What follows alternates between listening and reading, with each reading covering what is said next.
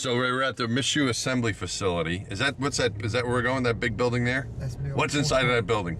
There's a tank inside of that building. There's an external tank that has it carries the fuel for the space shuttle. That's right.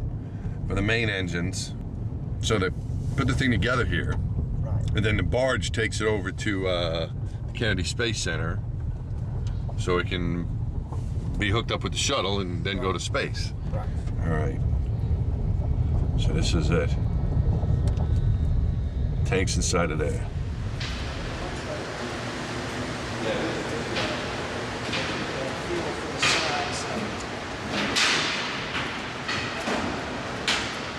Yeah, it is a better view. You can see that over there. What's amazing is you built, one of the amazing things is lots of amazing things. One is how it combines the propellants and feeds the main engines of the shuttle, right? And of course, the foam that's on the outside, because it's liquid hydrogen oxygen, it's got to be cool, right? So you have this, because it's a liquid form, which means, what's the temperature of this stuff inside of there when you... Oh, it's cold, let's see. Right? Yes, the liquid hydrogen, the liquid oxygen here, I believe, is negative 297. Negative 297 degrees Fahrenheit? Right. That's cold. Yeah, remember when you remember you used to stick your lips on a fence then when you were a kid? It's colder than that. But hydrogen... It's colder than like even in Canada. Oh, yeah. Like we're down here in Mississippi where it's kind of warm. But you start traveling like in New York, it never gets that cold. It's really cold. All right, so go ahead. Now what's next? Hydrogen is what? negative 423. You're kidding. You're making that up, Harry. Really? Minus 420. So this is really cold stuff. Oh, yeah. So you have that insulation to keep it cold, right? It's like a really good... you also want to keep the ice from forming on it. Go ahead, Lee. Exactly. Yeah, you don't want ice forming on this thing. No ice neither. So this is the material that you use for insulation. Yeah, really important. The foam, which is about 1 inch thick, which is part of the thermal protection system. It protects the tank in two ways. It's sitting out there on the launch pad 6 weeks, 4 weeks, before launch. Right. So any kind of weather, depending on the year, if it's in January, all kinds of stuff. He was somebody had hail. They took hail damage on one of his flights. And when they start putting these, cryogenic fuels in here that are extremely cold, right. Well, the natural role of components is to grow ice. And so this protects against that. The foam protects against ice and frost and those very cold ingredients when they start filling the tank up, which takes 3 hours prior to launching. But also, and then when they launch, so the temperature meter is way over here on the cold side. But when they launch, it swings, when you fire the engines, the foam helps you that way too, because now you're looking at 2,000 degrees, 2,500 degrees, and the foam is protecting the tank there.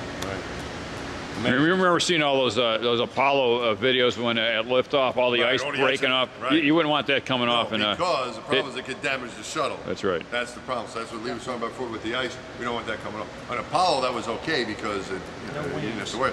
But with ours, you have to protect the thermal protection system of the shuttle, so you can't have any. So it's a very tricky engineering problem, guys. So Harry, this line right here, why don't you describe that? If this looks like a cable line or something like that. Pressurization line. That's part of the pressurization system. Runs all the way through the aft umbilical, runs through your engine assemblies, and keeps a pressure on the goes from the aft over all the way to the. You can see the pressurization line here that we're looking at right here on the for the oxygen tank, but then the like kind of a rectangular. That's a cable tray, right? Yeah, that's basically your liquid level sensor and interconnects. Okay. Your temp sensor for the nose cone aspects, your liquid levels, and vent valve actuation.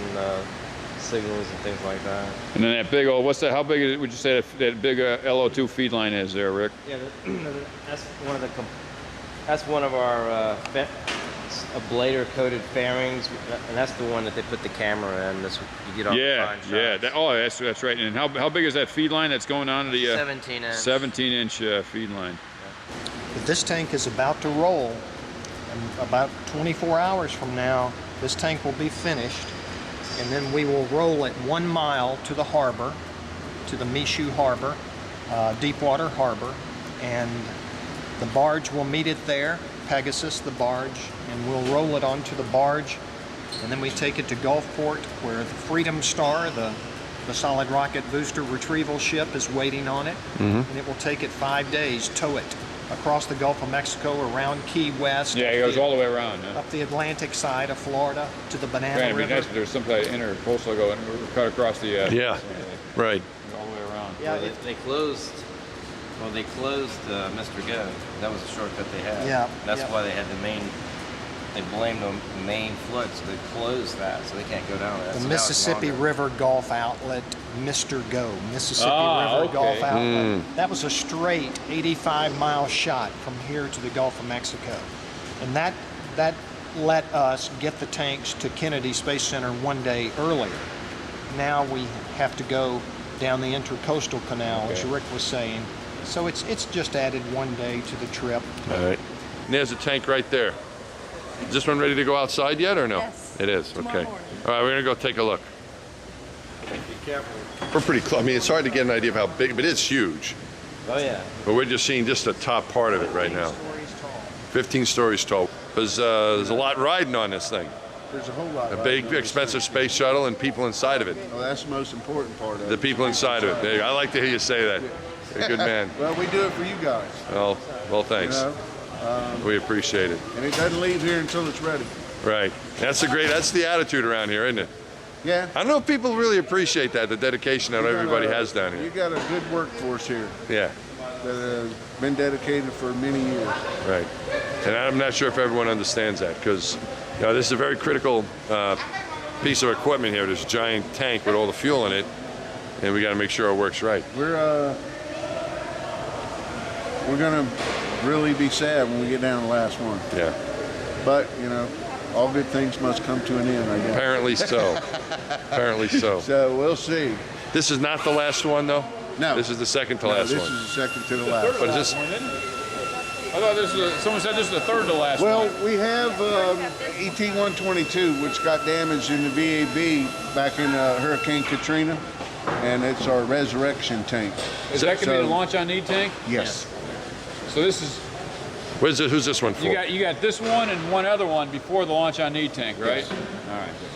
So this one is destined for the next mission that goes after STS-132. And everything looks good so far?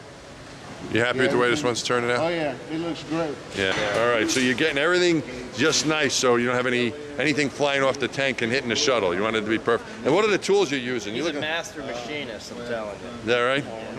And you're working with these tools to do it. So these tools is what makes this high-tech tank work. My hands. Your hands. Your hands. And that's awesome. Let me ask you a question. Why What do you wanna know? from 2 missions, why you have one patch? What do you mean? Well, I got one here, and then I got other flight suits with the other one. We're only supposed to have one at a time. Somebody's, you know what happened? Because some guys have like show-offs. They put a bunch of patches on themselves all over. So every mission you get a new uniform?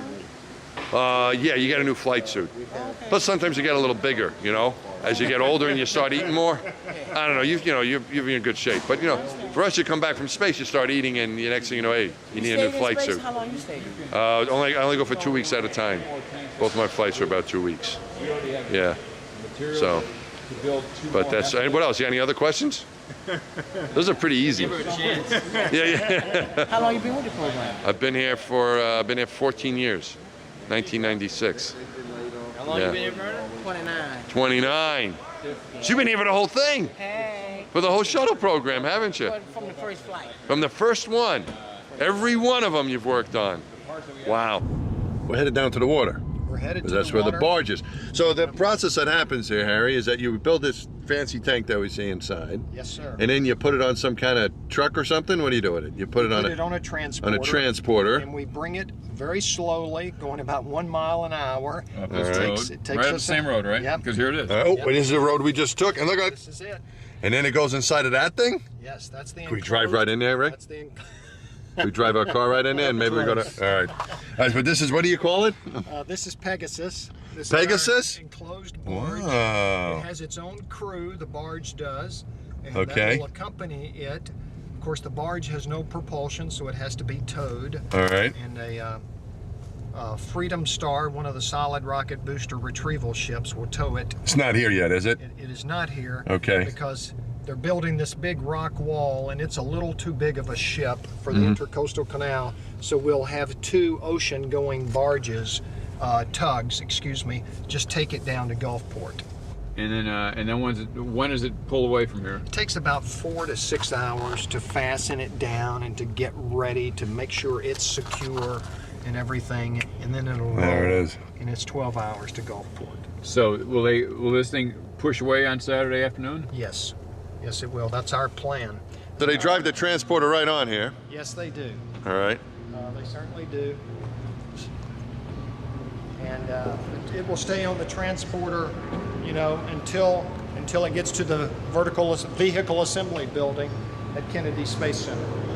Oh, big barge, don't you think? Sure, it looks like they just swabbed the deck here too. Yeah, it looks nice and clean. Yeah.